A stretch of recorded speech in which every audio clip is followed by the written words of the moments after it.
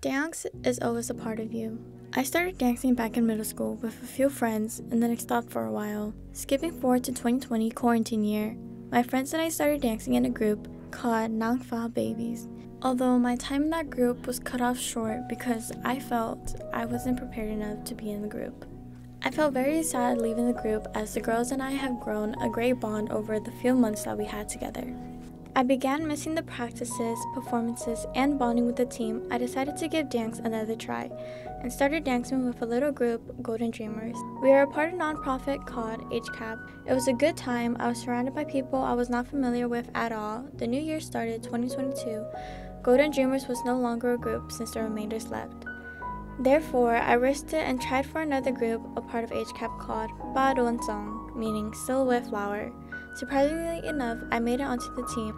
We had our first competition as a new team that year at an event called Showdown for Hope.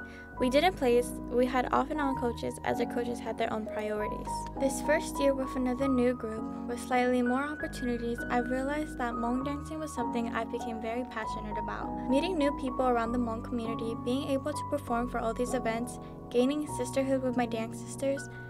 Throughout the first season together, we lost both coaches and gained a new one. It took some time to welcome in the new coach, as she did not have a great first impression on us, and we were not used to her dance style yet. We had our first big competition with her in Stockton, during Stockton Hmong New Year.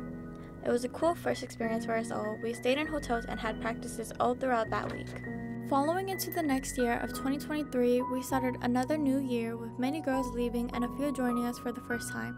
Towards the month of May, we lost yet another coach right before our competition started. Many tears were shed that month. The girls and I figured that for the next few months we should just remain coachless since we felt as if we couldn't trust another coach to stay. During our Showdown for Hope competition in May, although we lost our coach midway, we still managed to place top 3. With the help of all our dance parents, cousins, and aunties supporting us, we started to believe in ourselves more and more that year. We as a whole team agreed to test our limits and accepted this new coach in. A little cold we may have seemed, we now have the best bond with her and she has been the biggest help for our group as well as making us a bit emotional.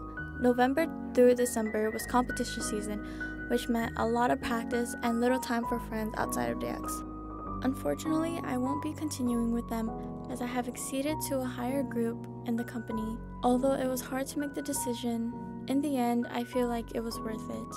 I'm excited for the new opportunities I'll have this year. I will still be cheering my girls on as I still have so much love for them.